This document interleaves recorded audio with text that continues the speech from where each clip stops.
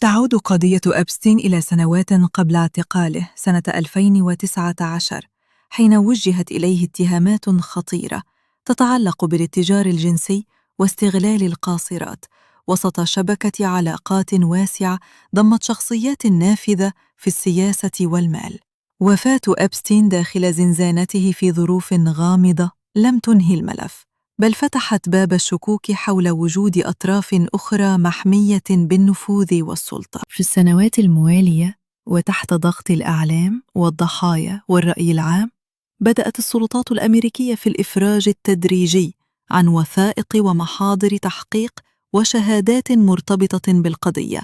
هذه الوثائق لم تثبت إدانة مباشرة لكل الأسماء الواردة فيها، لكنها كشفت حجم العلاقات التي كان يتمتع بها إبستين، وأعادت طرح أسئلة جوهرية حول التستر والمسؤوليات وحدود المحاسبة. مع بداية فبراير 2026 أفرج عن دفعة جديدة وكبيرة من الوثائق غير المنشورة سابقاً، شملت مراسلات ومعطيات أعادت القضية إلى صدارة الجدل العالمي. التركيز لم يعد فقط على جرائم إبستين، بل على ما إذا كانت الحقيقة قد كشفت كاملة أم أن جزءاً منها لا يزال محجوباً في انتظار ما ستكشفه التحقيقات والضغوط القادمة.